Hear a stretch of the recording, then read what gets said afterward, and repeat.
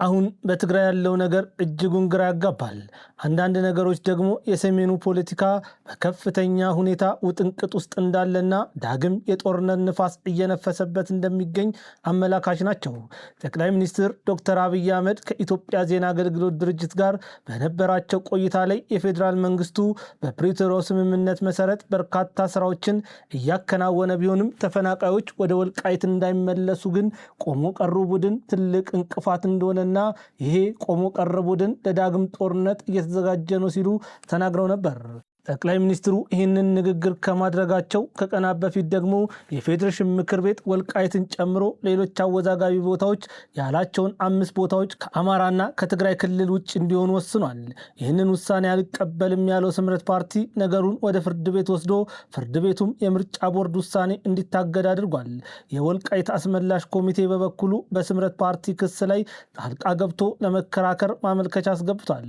ይህንን ተከትሎ የህወሓት ታጣቂ ኃይሎችና የተከዜ ዘብ ተኩስ መክፈታቸው ይታወቃል። አሁን ደግሞ ጀነራል ምግበይ እኛ ማንንም አንፈራም፣ ጦርነት የሚከፈት ከሆነ ደግሞ ጸረ ድሮን ብቻ ሳይሆን ድሮንም ታጥቀናል ሲል ተናግሯል። ነገሩን እንደማምረት ስናየው በትግራይ ክልል ዳግም ጦርነት መከሰቱ የሚቀር አይመስልም። ቤት ለመግዛት አስበው በቂ ገንዘብ የለኝም ብለው ተጨንቀዋል። እኛ ለዚህ ጥሩ መፍትሄ አለን። በኮሪደር ልማት ባሸበረቀችው በለቡ መብራት ኃይል የቤት ባለቤት መሆን ምንኛ መታደል ነው።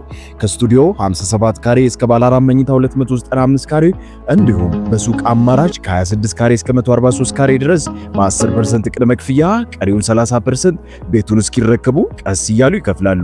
እኛ ቀሪውን 60% የረጅም ጊዜ ምቹ በሆነ ከወለድ ነፃ እንዲሁም በዝቅተኛ ወለድ የባንክ ብድር አከፋፈል አመቻችተንልዎታል። ግንባታቸው 85% አሊያም ከ30% እስከ 50% የደረሱ ቤቶችን እኛ እንደርሶ ፍላጎት ልናስተናግዶ በካሬ እስከ 7000 ብር ወይንም ከ1.5 ሚሊዮን እስከ 4 ሚሊዮን ብር ቅናሽ አድርገን እየጠበቅኖት ነው። ለበለጠ መረጃ ስክሪኑ ላይ ባለው ስልክ ይደውሉልን። ዲኤምሲ ሪል ስቴት፣ ደስታው እዚህ ይጀምራል። የህወሓት ባለስልጣን የሆኑ አንድ ግለሰብ ዛሬ ትናንትና አይደለም 50ና 60 ሺህ ብር እየሰጣችሁ ወደ አዲስ አበባ የላካችኋቸውን የትግራይ ወጣቶችን አሁኑኑ ወደ ትግራይ እንዲመለሱ አድርጓቸው፣ ወደፊት ከየትኛውም ቦታ ይልቅ አዲስ አበባና ዙሪያዋ ወደ ሲኦልነት መቀየራቸው አይቀርም። ያኔ ሚሊዮን ብር ቢከፍሉም ወደ ትግራይ መመለስ አይችሉም። ይህንን የምናገረው ለጉራ አይደለም፣ ከልቤና ከውስጤ ነው። ጦርነቱ በፍጹም የሚቀር አይደለም። ግን ይህንን ጦርነት እኛ ሳንሆን ፌዴራል መንግስቱን የሚጀምረው ቢሆንም ግን ከመከላከል ተነስተን ዳግም እንዳይንሰራራ አድርገን እንቀብረዋለን። ጦርነቱንም ባጠረ ጊዜ አጠናቀን የትግራይን የበላይነት እናረጋግጣለን። ዛሬ ትናንትና አይደለም፣ የአማራ ፋኖ ከኛ ጋር ነው። የኢትዮጵያ መከላከያ ሰራዊት በግራም በቀኝም በፊትም በኋላም ዙሪያውን ተከቦ ነው የሚገኘው። ልክ እንደ ትናንትናው ከአዲስ አበባ ተነስቼ መኪና አስነስቼ በአማራ ክልል አድርጌ ትግራይ እገባለሁ ብሎ ቢያስብ የአማራ ፋኖን ከኛ በፊት የሚገጥም ይሆናል። ስለዚህ አሁኑኑ ወደ አዲስ አበባ የላካቸዋቸውን ልጆች በፍጥነት ወደ ትግራይ እንዲመለሱ በማድረግ የፌዴራል መንግስቱ ለሚከፍትብን ጦርነት መከታ እንዲሆኑን አድርጉ ሲሉ ተናግሯል። ከኚህ ሰው ንግግር እንደምንረዳው አሁንም በትግራይ ምድር ጦርነት እንደማይቀር ነው።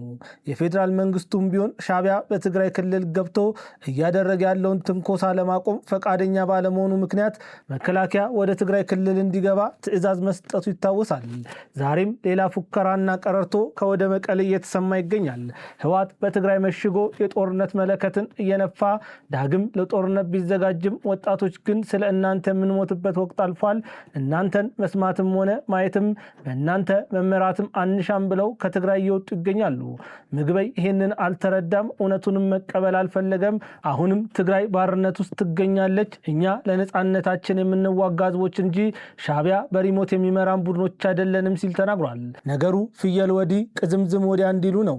ከኢሳያስ አፈወርቂ ትዕዛዝ እየተቀበሉ ለሻዕቢያ ገረድ ሆነው እየሰሩ እኛ በኢሳያስ አፈወርቂ አንመራም እያሉ እየዋሹ ይገኛሉ።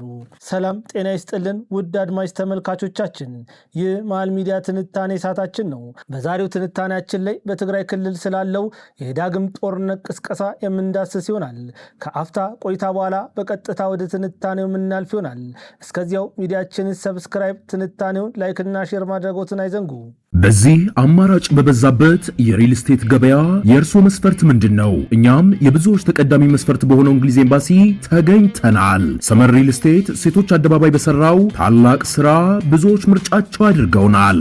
በቀጣይ በርካታ ኤምባሲዎች በሚገኙበት የዲፕሎማት መንደር በሆነችው እንግሊዝ ኤምባሲ አቅራቢያ በእናንተ በደንበኞቹ ጥያቄ መሰረት ለሽያጭ ያቀረብናቸውን አፓርትመንቶች ሽያጭ ልናጠናቅቅ ጥቂት ቤቶች ብቻ ቀርተውናል። ታዲያ ከባለ 2 እስከ ባለ 4 መኝታ ቤቶችን ለሽያጭ ያቀረብን ሲሆን እስከ 37% በሚደርስ ልዩ ቅናሽም እየሸጥን እንገኛለን። ቀስ ብሎ መክፈል ለሚፈልጉ ደግሞ በካሬ 88,000 ብር እንዲሁም 10% ቅድመ ክፍያ በግንባታ ሂደት የሚከፍሉ ይሆናል። በተጨማሪም 50% የባንክ ብድር አዘጋጅተንላችኋል። ያስተውሉ፣ ይህ ቅናሽ የሚያገለግለው ቀድመው ለሚመጡ 10 ደንበኞች ብቻ ስለሆነ ፈጥኖ በ0904 177888 አሊያም በ0904 24 4888 ላይ ይደውሉ።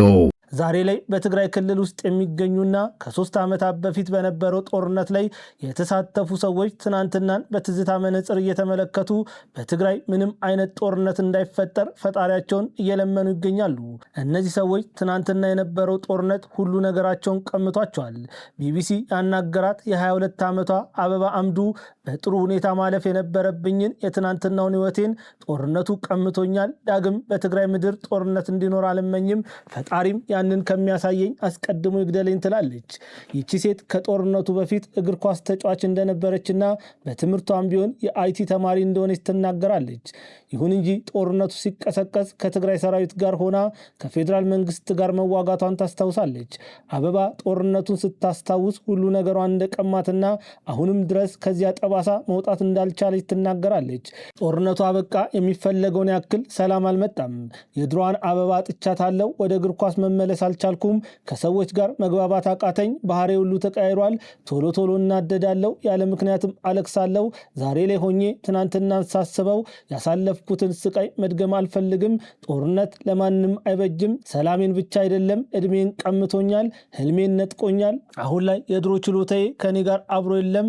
በጦርነት ወቅት ረሃብና መንገላታት ነበር። በዚያ ላይ የወር አበባ ንጽህና መጠበቂያ እንኳን አልነበረንም። ብዙ ህመሞቼ ዛሬም ድረስ ትኩስ ሆኖ ይሰሙኛል። ከንግግር እንጂ ከጦርነት መፍትሄ የለም ትላለች። ሌላ ከቢቢሲ ጋር ቆይታ ያደረገችው ደግሞ ሰላም ኃይሉ የምትባል ሲሆን እድሜዋ 30 ነው።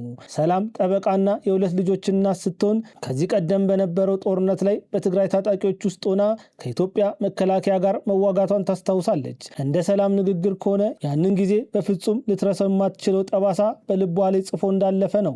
በትግራይ ተራሮች ላይ በነበረን እንቅስቃሴ ለእኛ ለሴቶች ነገሮች ሁሉ ከባድ ነበሩ። ጫካ ውስጥ መሽናት፣ የወር አበባችን ሲመጣ ባህሪያችን ሲቀያየር ማንም አይረዳንም ነበር። ከምንም በላይ ከወታደራዊ አዛዦች ይሰማ የነበረው ቁጣ እጅጉን አሰቃቂ ነበር ትላለች። እንደ ሰላም ገለጻ ከሆነ በአስራዎቹ ዕድሜ ክልል የምትገኝ አንዲት ሴት ተዋጊ ጥይት ሳትፈራ የአዛዦቹን ቁጣና ቅጣት በእጅጉ ትፈራ ነበር በማለት ትናገራለች። አብዛኞቹ የፍቅር ግንኙነት እንዲጀምሩ ሲገደዱም ከዝምታ ውጪ አማራጭ አልነበራቸውም የምትለው ሰላም ከሁሉም በዕድሜ ከፍ ያልኩት እኔ ስለነበርኩ አንዳንድ ነገሮችን አጥብቄ በመቃወሜ አንድ ምሽት ሙሉ ታስሬ ተቀጥቻለሁ ትላለች። ዳግም ጦርነት ይፈጠራል ብላ የምትሰጋው ሰላም ወጣቶች ህጋዊም ይሁን ህገወጥ ማንኛውንም አማራጭ ተጠቅመው ከከተማው እየሸሹ ይገኛሉ ትላለች። ሁሉም ሰው ፊቱ ላይ ፍርሃት ይታያል። ሰዎች ከእልቂት የሚያድናቸው የቆጠቡት ገንዘብ እንደሆነ በማሰብ የሚችሉትን ሁሉ እያከማቹ ይገኛሉ የምትለው ሰላም ከኛ በላይ ሰላም የሚያስፈልገው የለም፣ ሌላ መስዋዕትነት ለመክፈል አቅሙ የለንም ስትል ትናገራለች። ጠቅላይ ሚኒስትር ዶክተር አብይ አህመድ ከቀናት በፊት ከኢትዮጵያ ዜና አገልግሎት ጋር ባደረጉት ቆይታ ላይ ቆሞ ቀር ሲሉ የጠሩት የህወሓት ቡድን ሰፊ ወታደራዊ ዝግጅት፣ የጦር መሳሪያ ግዢና ወታደራዊ እንቅስቃሴዎችን እያደረገ ይገኛል ሲሉ መናገራቸው ይታወሳል። ዛሬ በወጡ መረጃዎች መሰረት ደግሞ ለዘመናት የትግራይን እናቶች ለመከራና ለስቃይ ሲዳርግ የቆየው የሞት መልአክና የመከራ አንቴና የሆነው ህወሓት ባህላዊ ጀነራል ጀነራል ተብሎ የሚጠሩት ምግበይ ኃይሌ አማካኝነት ጸረ ድሮን ገዝተናል፣ በትግራይ ላይ ለሚቃጣ አንዳች ጥቃት አጸፋው ከባድ ነው የሚል ንግግር ተናግረዋል። ጀነራሉ በልበ ሙሉነት ይናገራሉ። እኔ ከጦርነቱ በፊት በቢዝነስ ላይ ተሰማርቼ ሰራ ነበር። ይሄ ቢዝነስ ደግሞ ራሴንም ሆነ ቤተሰቤንም ለመቀየር አስችሎኛል። ለፍቼ በሰራውትና ላቤን ጠብ አድርጌ ባገኘው ገንዘብ በአዲስ አበባና በመቀሌ ቤቶች ገዝቻለሁ። ከዚያም አልፎ ተርፎ በዱባይም የራሴ ቤት እንዲኖረኝ አድርጎኛል። ይሄ ቢዝነስ አዋጭ ነበር። ይሁን እንጂ ከጦርነቱ በኋላ በዚህ ስራ ላይ መቀጠል አልቻልኩም፣ ቢዝነስ የተዘግቷል ሲሉ ይናገራሉ። ጀነራሉ ቀጠል አድርገውም ሰዎች ስሜን ሲያጠፉት ካልሆነ በስተቀር በወርቅ ዘረፋ ላይ ተሰማርቼም አላውቅ፣ ትግራይንም ሆነ ሀገሬን በሚጎዳ ጉዳይ ላይ እጄ ገብቶ አያውቅም። ለዚህ ደግሞ ብዙዎች ምስክሬ ናቸው። ማመን ያልፈለገ አካል ካለ ደግሞ በፈለገው መልኩ ማጣራት ይችላል። እኔ በሁሉም ነገሮች ላይ እጄ ንጹህ ነው። ይሁን እንጂ ማጣራት ተደርጎ በዚህ ጉዳይ ላይ ወንጀለኛ ሆኜ ከተገኘው እንኳን ቆሜ ከሞትኩኝም በኋላ ልከሰስ ይገባኛል ሲሉ በትግራይ ስለሚደረገው የወርቅ ዝርፊያ በፍጹም እሳቸው እንደሌሉበት ተናግሯል። ጀነራሉ ግን ምንም ማፈር የሚባል ነገር አልፈጠረባቸውም። ንግግራቸውን ቀጠል አድርገውም ከትግራይ ሸሽተው የሄዱ ጀነራሎች በጣም ወራዶችና ድኩማን ናቸው። ትግራዋይ መሬቱ ላይ ሆኖ ይታገላል እንጂ ለጠላት እጅ ሰጥቶ ጸረ ሕዝብ ሆኖ አይታገልም ሲሉ ተናግሯል። እንደ ጀነራሉ ንግግር ከሆነ በቅርቡ ወደ አዲስ አበባ የመጡትን 12 ጀነራሎችና ከዚያ በፊት ወደ አዲስ አበባ የመጡትን ጀነራል ጻድቃንን ነው ወራዶችና ድኩማኖች ሲሉ የጠሩት። እነዚህ ጀነራሎች ምግበይ ኃይሌ እንዳለው ወራዳና ድኩማን ሆኖ አይደለም ኢትዮጵያ በልጣባቸው እንጂ። እነዚህ ጀነራሎች እንደ ምግበይ ኃይሌ ወርቅ እየዘረፉ ቤቶችን በኢትዮጵያና በውጭ ሀገራት መግዛት አቅቷቸው ሳይሆን የትግራይ እናቶች መከራና ስቃይ እንዲሁም የትግራይ ወጣት ስደት አሳስቧቸው እንጂ። እነዚህ ጀነራሎች ምግበይ ኃይሌ እንዳለው ወራዳና ድኩማን ሆኖ ሳይሆን ከሻዕቢያ ጋር መስራት ሀገርን መካድ እንደሆነ ስለተረዱ እንጂ። ልክ የነ ሞንጆሪኖ ቡድን እንዳደረገው መዝረፍና ማታለል ከብዷቸው ሳይሆን በሞታቸው ሕይወት ለሰጧቸው የትግራይ ሕዝብ ዳግም ሞትን ላለማምጣት እንጂ። ጀነራል ምግበይ የትግል አጋሮቹን ብቻ አይደለም የተሳደበው፣ የፌዴራል መንግስቱን በመናቅና በማንቋሸሽ ማንም ምንም አያመጣም፣ ከዚህ በኋላ እኛ ትግራዋዮች ነን፣ ከጥቅምት 24 በፊት ወደ ነበረው ክብራችን እንመለሳለን፣ ቴክኖሎጂ መታጠቅ ውጊያን ይቀይራል፣ ነገር ግን ቴክኖሎጂ ብቻ ትርጉም የለውም ሲሉ ተናግረዋል። ጀነራል ምግበይ ይህንን ንግግር ሲናገር ማስተዋል ያልቻለው አንድ ነገር አለ። በዚህ ወቅት ላይ ጦርነት ልክ ከዚህ በፊት እንደነበረው በሰው ኃይል ብቻ የምታደርገው ጦርነት አይደለም። ከ2 ዓመታት በፊት በነበረው ጦርነት ላይ ምንም የማያውቁ ህጻናትን አሺሽና የተለያዩ አነቃቂ እንዲሁም ሱስ የሚያስይዙ መድኃኒቶች በመስጠት ህጻናቱን ከፊት ግር አድርጎ በማስገባት ጦርነቱን ማሸነፍ አልተቻለም። እንደውም በዛን ወቅት በነበረው ጦርነት ላይ ከትግራይ በኩል በመሆን የህወሓት ቃል አቀባይ የነበረው አቶ ጌታቸው ረዳ የኢትዮጵያ መከላከያ ሰራዊት ቀጥቅጦን ያሸነፈን መግቢያ እስክናጣ ድረስ አቅም አሳጥቶን ነበር ሲል ምስክርነቱን ሰጥቷል። ይሄ የሆነበት ዋነኛ ምክንያት ጠቅላይ ሚኒስትር ዶክተር አብይ አህመድ በጦርነቱ ላይ የቴክኖሎጂ የበላይነት ስለነበራቸው ነው። አሁን ላይ በወኔ ቀስቅሰ ሆ ብለ ወደ ጦርነት የምታስገባው ወጣት የለም። ቢኖርም እንኳን የቴክኖሎጂ የበላይነት ያለው አካል ሁሌም አሸናፊ ይሆናል። ስለዚህ ባህላዊ ጀነራሉ እዚህ ጋር የተናገረው ንግግር የደጋፊዎቹን ልብ በባዶ ከማስጨው ውጭ ምንም አይነት ውጤት የሚያመጣ አይሆንም። ጀነራሉ ከዚህ ውጭ እኔ በህይወት እያለው የትግራይ ህዝብ ከአማራ፣ ከኤርትራ፣ ከአፋርና ከሌሎች ህዝቦች ጋር ተዋዶ በሰላም እንዲኖር እሰራለሁ ሲሉ ተናግሯል። ጀነራሉ ያልገባቸው ወይም ደግሞ ሁልጊዜ እንደሚያስቡት ህወሓትና የትግራይ ህዝብ አንድ ነው ብለው ከማሰብ ካልሆነ በስተቀር መላው የኢትዮጵያ ህዝብ ከትግራይ ህዝብ ጋር ምንም አይነት ችግር የለበትም። አጠቃላይ የኢትዮጵያ ህዝብ ችግሩ ከህወሓት ጋር ነው። አሁን ደግሞ የትግራይ ህዝብ ሳይቀር ከህወሓት ጋር ችግር ውስጥ ገብቷል። ወጣቱ አልዋጋም ብሎ መቀሌ ለቆ እየወጣ ይገኛል። ዛሬ ላይ መቀሌ እንዳስመራ ባዶ ከተማ ሆናለች። ለምን አይናቸውን ከፍተው እውነቱን መቀበል እንደከበዳቸው አይታወቅም።